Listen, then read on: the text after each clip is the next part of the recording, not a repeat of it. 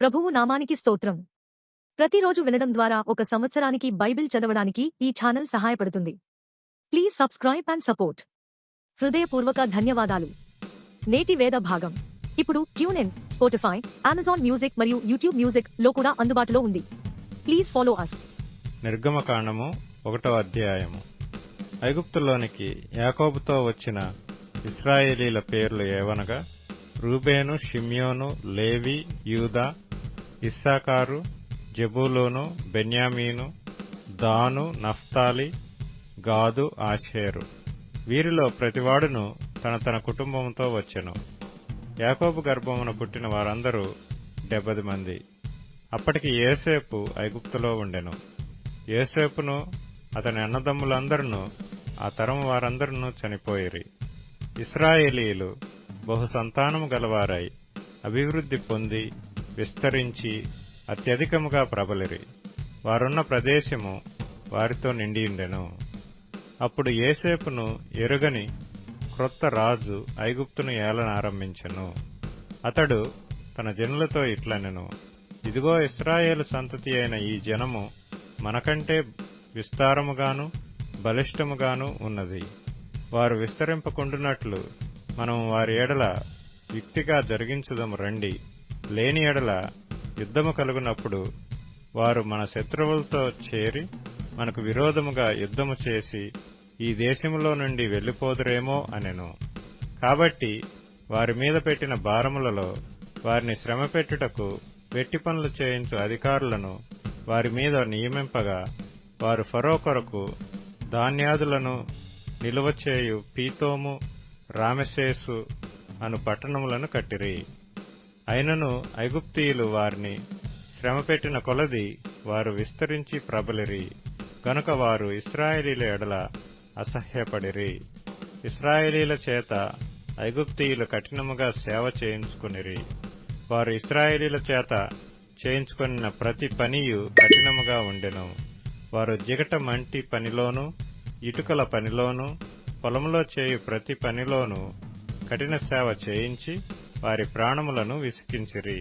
మరియు ఐగుప్తు రాజు షిఫ్రా, పూయా అను హెబ్రీల మంత్రసానులతో మాట్లాడి, మీరు హెబ్రీ స్త్రీలకు మంత్రసాని పని చేయుచు వారిని కాన్పు పీటల మీద చూచినప్పుడు మగవాడైన ఎడల వాని చంపుడి, ఆడుదైన ఎడల దాని బ్రతుకునీయుడని వారితో చెప్పెను. అయితే ఆ మంత్రసానులు దేవునికి భయపడి ఐగుప్తురాజు తమకు ఆజ్ఞాపించినట్లు చేయక మగపిల్లలను బ్రతుకునీయగా, ఐగుప్తురాజు ఆ మంత్రసానులను పిలిపించి, మీరెందుకు మగపిల్లలను బ్రతుకునిచ్చితిరి? ఈ పని ఎలా చేసితిరని అడిగెను. అందుకు ఆ మంత్రసానులు, హెబ్రీ స్త్రీలు ఐగుప్తు స్త్రీల వంటి వారు కారు, వారు చురుకైన వారు. మంత్రసాని వారి యొద్దకు వెళ్లక మునుపే వారు ప్రసవించి ఇందురని ఫరోతో చెప్పిరి. దేవుడు ఆ మంత్రసానులకు మేలు చేసెను. ఆ జనము విస్తరించి మిక్కిలి ప్రబలెను. ఆ మంత్రసానులు దేవునికి భయపడినందున ఆయన వారికి వంశాభివృద్ధి కలుగు చేసెను. అయితే ఫరో, హెబ్రీలలో పుట్టిన ప్రతి కుమారుని నదిలో పారవేయుడి, ప్రతి కుమార్తెను బ్రతకనీయుడి అని తన జనులందరికీ ఆజ్ఞాపించెను. నిర్గమకాండము 2వ అధ్యాయము. లేవి వంశస్థుడొకడు వెళ్లి లేవి కుమార్తెను వివాహం చేసుకునెను. ఆ స్త్రీ గర్భవతి అయి కుమారుని కని వాడు సుందరుడై ఉండుట చూచి 3 నెలలు వానిని దాచెను. తరువాత ఆమె వాని దాచలేక వాని కొరకు ఒక జమ్ము పెట్టె తీసుకుని దానికి జిగట మన్నును కీలును పూసి అందులో ఆ పిల్లవాణిని పెట్టి ఏటి ఒడ్డున జమ్ములో దాన్ని ఉంచగా, వానికేమి సంభవించునో తెలుసుకొనుటకు వాని అక్క దూరముగా నిలిచియుండెను. ఫరో కుమార్తె స్నానము చేయుటకు ఏటికి వచ్చెను. ఆమె పనికత్తెలు ఏటి ఒడ్డున నడుచుచుండగా ఆమె నాచులోని ఆ పెట్టెను చూచి తన పనికత్తెనొకతిని పంపి దాని తెప్పించి తెరచి ఆ పిల్లవాని చూచినప్పుడు ఆ పిల్లవాడు ఏడ్చుచుండగా చూచి వాని యందు కనికరించి, వీడు హెబ్రీల పిల్లలలో ఒకడనెను. అప్పుడు వాని అక్క ఫరో కుమార్తెతో, నీ కొరకు ఈ పిల్లవాని పెంచుటకు నేను వెళ్లి హెబ్రీ స్త్రీలలో ఒక దాదిని పిలుచుకొని వత్తునా అనెను. అందుకు ఫరో కుమార్తె వెళ్ళుమని చెప్పగా ఆ చిన్నది వెళ్లి ఆ బిడ్డ తల్లిని పిలుచుకొని వచ్చెను. ఫరో కుమార్తె ఆమెతో, ఈ బిడ్డను తీసుకొని పోయి నా కొరకు వానికి పాలిచ్చి పెంచుము, నేను నీకు జీతమిచ్చేదనని చెప్పగా ఆ స్త్రీ ఆ బిడ్డను తీసుకొని పోయి పాలిచ్చి పెంచెను. ఆ బిడ్డ పెద్దవాడైన తరువాత ఆమె ఫరో కుమార్తె యొద్దకు అతని తీసుకొని వచ్చెను. అతడు ఆమెకు కుమారుడాయెను. ఆమె నీటిలో నుండి ఇతని తీసి తినని చెప్పి అతనికి మోషే అని పేరు పెట్టెను. ఆ దినములలో మోషే పెద్దవాడై తన జనుల యొద్దకు పోయి వారి భారములను చూచెను. అప్పుడు అతడు తన జనులలో ఒక హెబ్రీయుని ఒక ఐగుప్తీయుడు కొట్టగా చూచెను. అతడు ఇటు అటు తిరిగి చూచి ఎవడనూ లేకపోగా ఆ ఐగుప్తీయుని చంపి ఇసుకలో వాని కప్పిపెట్టెను. మరునాడు అతడు బయట నడిచి వెళ్ళుచుండగా హెబ్రీయులైన మనుషులిద్దరూ పోట్లాడుచుండిరి. అప్పుడతడు అన్యాయం చేసిన వాని చూచి, నీవేళ నీ పొరుగువాని కొట్టుచున్నావని అడుగగా అతడు, మా మీద నిన్ను అధికారినిగాను తీర్పరినిగాను నియమించిన వాడెవడు? నీవు ఆ ఐగుప్తీయుని చంపినట్లు నన్నును చంపవలనని అనుకొనుచున్నావా అనెను. అందుకు మోషే నిశ్చయముగా ఈ సంగతి బయలుపడిననుకొని భయపడెను. ఫరో ఆ సంగతి విని మోషేను చంపచూచెను గాని మోషే ఫరో ఎదుటి నుండి పారిపోయి మిద్యాను దేశంలో నిలిచిపోయి ఒక బావి యొద్ద కూర్చుండెను. మిద్యాను యాజకునికి 7 కుమార్తెలుండిరి. వారు వచ్చి తమ తండ్రి మందకు పెట్టుటకు నీళ్లు చేది తొట్లను నింపుచుండగా మంద కాపర్లు వచ్చి వారిని తోలివేసిరి. అప్పుడు మోషే లేచి వారికి సహాయం చేసి మందకు నీళ్లు పెట్టెను. వారు తమ తండ్రి అయిన రగూయేలు నొద్దకు వచ్చినప్పుడు అతడు, నేడు మీరింత త్వరగా ఎట్లు వచ్చితిరనెను. అందుకు వారు, ఐగుప్తీయుడొకడు మందకాపరుల చేతిలో నుండి మమ్మును తప్పించి వడిగా నీళ్లు చేది మన మందకు పెట్టిననగా అతడు తన కుమార్తెలతో, అతడెక్కడా, ఆ మనిషిని ఏల విడిచి వచ్చితిరి, భోజనమునకు అతన్ని పిలుచుకుని రండనెను. మోషే ఆ మనుష్యునితో నివసించుటకు సమ్మతించెను. అతడు తన కుమార్తె అయిన సిప్పోరాను మోషేకిచ్చెను. ఆమె ఒక కుమారుని కన్నినప్పుడు మోషే, నేను అన్యదేశంలో పరదేశినై ఇంటిననుకొని వానికి గెర్షోము అని పేరు పెట్టెను. అలాగున అనేక దినములు జరిగిన మీదట ఐగుప్తు రాజు చనిపోయెను. ఇశ్రాయేలీయులు తాము చేయుచున్న వెట్టి పనులను బట్టి నిట్టూర్పులు విడుచుచు మొరపెట్టుచుండగా తమ వెట్టి పనులను బట్టి వారు పెట్టిన మొర దేవుని యొద్దకు చేరెను. కాగా దేవుడు వారి మూలుగును విని అబ్రాహాము, ఇస్సాకు, యాకోబులతో తాను చేసిన నిబంధనను జ్ఞాపకం చేసుకొనెను. దేవుడు ఇశ్రాయేలీయులను చూచెను. దేవుడు వారి యందు లక్ష్యముంచెను. లూకా సువార్త 3వ అధ్యాయం. తిబెరి కైసరు ఏలుబడిలో 15వ సంవత్సరమందు యూదయకు పొంతి పిలాతు అధిపతిగాను, గలిలయకు హేరోదు చతుర్థాధిపతిగాను, ఇతూరయ త్రకోనియ దేశములకు అతని తమ్ముడైన ఫిలిప్పు చతుర్థాధిపతిగాను, అబిలేను దేశమునకు లూసానియ అధిపతిగాను, అన్నయు కయపయు ప్రధాన యాజకులుగాను ఉన్న కాలమున అరణ్యంలోనున్న జకర్యా కుమారుడైన యోహాను నొద్దకు దేవుని వాక్యము వచ్చెను. అంతటా అతడు వచ్చి పాపక్షమాపణ నిమిత్తము మారు మనస్సు విషయమైన బాప్తిస్మము పొందవలెనని యోర్దాను నదీ ప్రదేశమంతటా ప్రకటించుచుండెను. ప్రభువు మార్గము సిద్ధపరచుడి, ఆయన త్రోవలు సరళము చేయుడి, ప్రతి పల్లము పూడ్చబడును, ప్రతి కొండయు మెట్టయు పల్లము చేయబడును, వంకర మార్గములు తిన్నని వగును, కరకు మార్గములు నున్నని వగును, సకల శరీరులు దేవుని రక్షణ చూతురు అని అరణ్యములో కేకలు వేయుచున్న యొకని శబ్దము అని ప్రవక్తయైన యెషయా వాక్యముల గ్రంథమందు వ్రాయబడినట్టు ఇది జరిగెను. అతడు తన చేత బాప్తిస్మము పొందవచ్చిన జనసమూహములను చూచి, సర్పసంతానమా, రాబోవు ఉగ్రతను తప్పించుకొనుటకు మీకు బుద్ధి చెప్పిన వాడెవడు? మారు మనస్సునకు తగిన ఫలములు ఫలించుడి, అబ్రహాము మాకు తండ్రి అని మీలో మీరనుకొన మొదలు పెట్టుకొనవద్దు. దేవుడు ఈ రాళ్ల వలన అబ్రహామునకు పిల్లలను పుట్టింపగలడని మీతో చెప్పుచున్నాను. ఇప్పుడే గొడ్డలి చెట్ల వేరున ఉంచబడి ఉన్నది గనుక మంచి ఫలము ఫలించని ప్రతి చెట్టును నరకబడి అగ్నిలో వేయబడునని చెప్పాను. అందుకు జనులు, అలాగైతే మేమేమి చేయవలెనని అతనిని అడగగా, అతడు 2 అంగీలు గలవాడు ఏమీయు లేని వానికి ఇయ్యవలెను, ఆహారము గలవాడును అలాగే చేయవలెననియు వారితో చెప్పాను. సుంకరులను బాప్తిస్మము పొందవచ్చి, బోధకుడా, మేమేమి చేయవలెనని అతనిని అడగగా, అతడు మీకు నిర్ణయింపబడిన దానికంటే ఎక్కువ తీసుకుని వద్దని వారితో చెప్పాను. సైనికులను మేమేమి చేయవలెనని అతనిని అడిగిరి. అందుకు అతడు, ఎవరిని బాధ పెట్టకయు ఎవని మీదను అపనింద వేయకయు మీ జీవితములతో తృప్తి పొందుడనియు వారితో చెప్పాను. ప్రజలు కనిపెట్టుచు ఇతడు క్రీస్తయుండునేమో అని అందరును యోహానును గూర్చి తమ హృదయములలో ఆలోచించుకొనుచుండగా, యోహాను, నేను నీళ్లలో మీకు బాప్తిస్మమిచ్చుచున్నాను, అయితే నాకంటే శక్తిమంతుడొకడు వచ్చుచున్నాడు. ఆయన చెప్పుల వారును విప్పుటకు నేను పాత్రుడను కాను. ఆయన పరిశుద్ధాత్మలోను అగ్నితోనూ మీకు బాప్తిస్మమిచ్చును. ఆయన చేట ఆయన చేతిలోనున్నది. ఆయన తన కళ్ళమును బాగుగా శుభ్రము చేసి తన కొట్టులో గోధుమలు పోసి ఆరని అగ్నితో పొట్టు కాల్చివేయునని అందరితో చెప్పాను.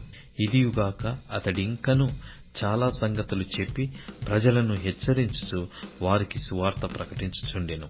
అయితే చతుర్థాధిపతి అయిన హేరోదు చేసిన సకల దుష్కార్యముల నిమిత్తమును అతని సోదరుని భార్య అయిన హెరోదియ నిమిత్తమును యోహాను అతనిని గద్దించినందున అది వరకు తాను చేసినవన్నీ చాలునన్నట్టు అతడు యోహానును చెరసాలలో వేయించెను. ప్రజలందరూ బాప్తిస్మం పొందినప్పుడు యేసు కూడా బాప్తిస్మం పొంది ప్రార్థన చేయుచుండగా ఆకాశము తెరవబడి పరిశుద్ధాత్మ శరీరాకారముతో పావురము వలె ఆయన మీదికి దిగివచ్చెను. అప్పుడు నీవు నా ప్రియ కుమారుడవు, నీ యందు నేనానందించుచున్నానని ఒక శబ్దము ఆకాశము నుండి వచ్చెను. యేసు బోధింప మొదలుపెట్టినప్పుడు ఆయన దాదాపు 30 ఏండ్ల ఈడుగలవాడు. ఆయన యోసేపు కుమారుడని ఎంచబడెను. యోసేపు హేలికి, హేలి మత్తతుకు, మత్తతు లేవికి, లేవి మెల్కీకి, మెల్కీ యన్నకు, యన్న యోసేపుకు, యోసేపు మత్తీతుకు, మత్తీత్య ఆమోసుకు, ఆమోసు నాహోముకు, నాహోము ఎస్లీకి, ఎస్లీ నగ్గయికి, నగ్గయి మతుతకు, మతుతు మత్తీతియకు, మత్తీతియ సిమియకు, సిమియ యెషేకుకు, యెషేకు యదాకు, యదా యోహన్నకు, యోహన్న రేసాకు, రేసా జెరుబ్బాబేలుకు, జెరుబ్బాబేలు షయల్తీయేలుకు, షయల్తీయేలు నేరికి, నేరి మెల్కీకి, మెల్కీ అద్దికి, అద్ది కోసాముకు, కోసాము ఎల్దాముకు, ఎల్దాము ఏరుకు, ఏరు యెహోషువకు, యెహోషువ ఎలీయెజరుకు, ఎలీయెజరు యెరీముకు, యెరీము మత్తతుకు, మత్తతు లేవీకి, లేవి షిమ్యోనుకు, షిమ్యోను యూదాకు, యూదా యోసేపుకు, యోసేపు యోనాముకు, యోనాము ఎల్యాకీముకు, ఎల్యాకీము మెలెయాకు, మెలెయా మెన్నాకు, మెన్నా మత్తతాకు, మత్తత నాతానుకు, నాతాను దావీదుకు, దావీదు యెషయికి, యెషయి ఓబేదుకు, ఓబేదు బోయాజుకు, బోయాజు షల్మానుకు, షల్మాను నయస్సోనుకు, నయస్సోను అమ్మినాదాబుకు, అమ్మినాదాబు ఆరాముకు, ఆరాము ఎస్రోముకు, ఎస్రోము పెరెసుకు, పెరెసు యూదాకు, యూదా యాకోబుకు, యాకోబు ఇస్సాకుకు, ఇస్సాకు అబ్రహాముకు, అబ్రహాము తెరహుకు, తెరహు నాహోరుకు, నాహోరు సెరూగుకు, సెరూగు రయ్యూకు, రయ్యూ పెలెగుకు, పెలెగు హెబెరుకు, హెబెరు షెలాహుకు, షెలాహు కెయానానుకు, కెయానాను అర్పక్షదయకు, అర్పక్షదు షేముకు, షేము నోహవుకు, నోహవు లెమెకుకు, లెమెకు మెతూషెలకు, మెతూషెల హానోకుకు, హానోకు ఎరెదుకు, ఎరెదు మహలలేలుకు, మహలలేలు కేయినానుకు, కేయినాను ఎనోషుకు, ఎనోషు షేతుకు, షేతు ఆదాముకు, ఆదాము దేవునికి కుమారుడు. లూకాసు వార్త 4వ అధ్యాయము. యేసు పరిశుద్ధాత్మ పూర్ణుడై యోర్దాను నది నుండి తిరిగి వచ్చి 40 దినములు ఆత్మచేత అరణ్యములో నడిపింపబడి అపవాది చేత శోధింపబడుచుండెను. ఆ దినములలో ఆయన ఏమీయూ తినలేదు. అవి తీరిన తరువాత ఆయన ఆకలిగొనగా అపవాది, నీవు దేవుని కుమారుడవైతే రొట్టె అగునట్లు ఈ రాతితో చెప్పుమని ఆయనతో చెప్పెను. అందుకు యేసు, మనుష్య కుమారుడు రొట్టె వలన మాత్రమే జీవించడు అని వ్రాయబడి ఉన్నదని వానికి ప్రత్యుత్తరమిచ్చెను. అప్పుడు అపవాది ఆయనను తీసుకొని పోయి భూలోక రాజ్యములన్నిటినీ ఒక నిమిషములో ఆయనకు చూపించి, ఈ అధికారమంతయు ఈ రాజ్యముల మహిమయు నీకిత్తును, అది నాకప్పగింపబడియున్నది, అదెవనికి నేను ఇయ్యగోరుదునో వానికిత్తును. కాబట్టి నీవు నాకు మ్రొక్కితివా, ఇదంతయు నీదగునని ఆయనతో చెప్పెను. అందుకు యేసు, నీ దేవుడైన ప్రభువునకు మ్రొక్కి ఆయనను మాత్రము సేవింపవలెను అని వ్రాయబడియున్నదని వానికి ప్రత్యుత్తరమిచ్చెను.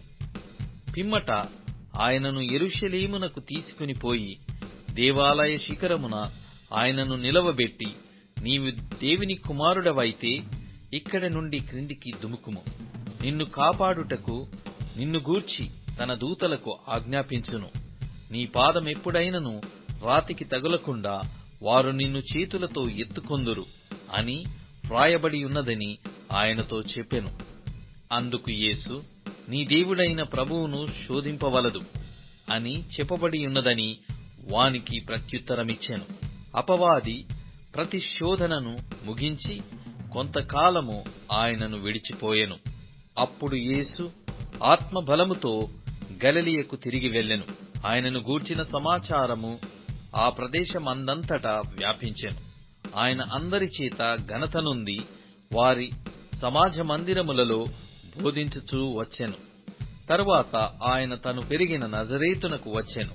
తన వాడుక చొప్పున విశ్రాంతి దినమందు సమాజ మందిరములోనికి వెళ్లి చదువుటకై నిలుచుండగా ప్రవక్తయైన యెషయా గ్రంథము ఆయన చేతికియ్యబడెను. ఆయన గ్రంథము విప్పగా, ప్రభువు ఆత్మ నా మీద ఉన్నది, బీదలకు సువార్త ప్రకటించుటకై ఆయన నన్ను అభిషేకించెను, చెరలోనున్న వారికి విడుదలను, గ్రుడ్డివారికి చూపును కలుగునని ప్రకటించుటకును, నలిగిన వారిని విడిపించుటకును, ప్రభువు హితవత్సరము ప్రకటించుటకును ఆయన నన్ను పంపియున్నాడు అని వ్రాయబడిన చోటు ఆయనకు దొరికెను. ఆయన గ్రంథము చుట్టి పరిచారకునికిచ్చి కూర్చుండెను. సమాజ మందిరములో నున్న వారందరూ ఆయనను తేరిచూడగా ఆయన, నేడు మీ వినికిడిలో ఈ లేఖనము నెరవేరినదని వారితో చెప్పసాగెను. అప్పుడందరూ ఆయనను గూర్చి సాక్ష్యమిచ్చుచు ఆయన నోట నుండి వచ్చిన దయగల మాటలకు ఆశ్చర్యపడి, ఈయన యోసేపు కుమారుడు కాడా అని చెప్పుకొనుచుండగా ఆయన వారిని చూచి, వైద్యుడా, నిన్ను నీవే స్వస్థపరచుకొనుము అను సామెత చెప్పి, కపెర్నహూములో ఏ కార్యములు నీవు చేసితివని మేము వింటిమో ఆ కార్యములు ఈ స్వదేశమందును చేయమని మీరు నాతో నిశ్చయముగా చెప్పుదురనెను. మరియు ఆయన, ఏ ప్రవక్తయు స్వదేశమందు హితుడు కాడని మీతో నిశ్చయముగా చెప్పుచున్నాను.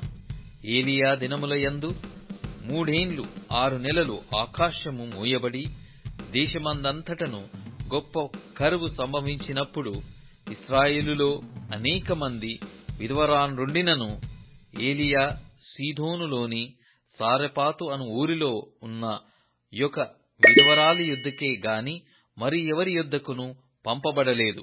మరియు ప్రవక్త అయిన ఎలీషా కాలమందు ఇశ్రాయేలులో అనేక కుష్ఠరోగులుండినను సిరియా దేశస్థుడైన నయమాను తప్ప మరి ఎవడునూ శుద్ధి నొందలేదను నేను మీతో నిశ్చయముగా చెప్పుచున్నాను. సమాజ మందిరములో ఉన్న వారందరూ ఆ మాటలు విని ఆగ్రహముతో నిండుకొని లేచి ఆయనను పట్టణములో నుండి వెళ్లగొట్టి ఆయనను తలక్రిందుగా పడద్రోయవలెనని తమ పట్టణము కట్టబడిన కొండ పీట వరకు ఆయనను తీసుకుని పోయిరి. అయితే ఆయన వారి మధ్య నుండి దాటి తన మార్గమున వెళ్లిపోయెను. అప్పుడు ఆయన గలిలయలోని కపెర్నహూము పట్టణమునకు వచ్చి విశ్రాంతి దినమున వారికి బోధించుచుండెను. ఆయన వాక్యము అధికారముతో కూడినదయ్యుండెను గనుక వారాయన బోధకు ఆశ్చర్యపడిరి. ఆ సమాజ మందిరములో అపవిత్రమైన దయ్యపు ఆత్మ పట్టిన వాడొకడుండెను. వాడు, నజరేయుడవైన యేసూ, మాతో నీకేమి? మమ్ము నశింపజేయవచ్చితివా? నీవెవడవో నేనెరుగుదును. నీవు దేవుని పరిశుద్ధుడవని బిగ్గరగా కేకులు వేసెను. అందుకు యేసు, ఊరకుండుము, ఇతనిని వదిలి పొమ్మని దానిని గద్దింపగా దయ్యము వానిని వారి మధ్యను పడద్రోసి వానికి ఏ హానియు చేయక వదిలిపోయెను. అందుకు అందరూ విస్మయమొంది, ఇది ఎట్టి మాట! ఈయన అధికారముతోనూ బలముతోనూ అపవిత్రాత్మలకు ఆజ్ఞాపింపగానే అవి వదిలిపోవుచున్నవని ఒకనితోనొకడు చెప్పుకొనిరి. అంతటా ఆయనను గూర్చిన సమాచారము ఆ ప్రాంతములందంతటా వ్యాపించెను. ఆయన సమాజ మందిరములో నుండి లేచి సీమోను ఇంటిలోనికి వెళ్ళెను. సీమోను అత్త తీవ్రమైన జ్వరముతో పడియుండెను గనుక ఆమె విషయమై ఆయన యొద్ద మనవి చేసుకొనిరి. ఆయన ఆమె చెంతను నిలవబడి జ్వరమును గద్దింపగానే అది ఆమెను విడిచెను. వెంటనే ఆమె లేచి వారికి ఉపచారము చేయసాగెను. సూర్యుడస్తమించుచుండగా నానావిధ రోగముల చేత పీడింపబడుచున్నవారు ఎవరి యొద్ద నుండిరో వారందరూ ఆ రోగులను ఆయన యొద్దకు తీసుకుని వచ్చిరి. అప్పుడు ఆయన వారిలో ప్రతివాని మీద చేతులుంచి వారిని స్వస్థపరిచెను. ఇంతేకాక దయ్యములు నీవు దేవుని కుమారుడవని కేకలు వేసి అనేకులను వదిలిపోయెను. ఆయన క్రీస్తు అని వాటికి తెలిసియుండెను గనుక ఆయన వాటిని గద్దించి వాటిని మాటాడనీయలేదు. ఉదయమైనప్పుడు ఆయన బయలుదేరి అరణ్య ప్రదేశమునకు వెళ్ళెను. జనసమూహము ఆయనను వెదకుచూ ఆయన యొద్దకు వచ్చి తమ్మును విడిచిపోకుండా ఆపగా ఆయన, నేనితర పట్టణములలోనూ దేవుని రాజ్య సువార్తను ప్రకటింపవలెను, ఇందునిమిత్తమే నేను పంపబడితెనని వారితో చెప్పెను. తరువాత ఆయన యూదయ సమాజ మందిరములలో ప్రకటించుచుండెను. కీర్తనల గ్రంథం 26వ కీర్తన. యెహోవా, నేను యథార్థవంతుడనై ప్రవర్తించుచున్నాను, నాకు తీర్పు తీర్చుము. ఏమియు సందేహింపకుండా యెహోవా యందు నేను నమ్మకయుంచియున్నాను. యెహోవా, నన్ను పరిశీలించుము, నన్ను పరీక్షించుము. నా అంతరంద్రియములను నా హృదయమును పరిశోధించుము. నీ కృప నా కనుల ఎదుట నుంచుకొనియున్నాను.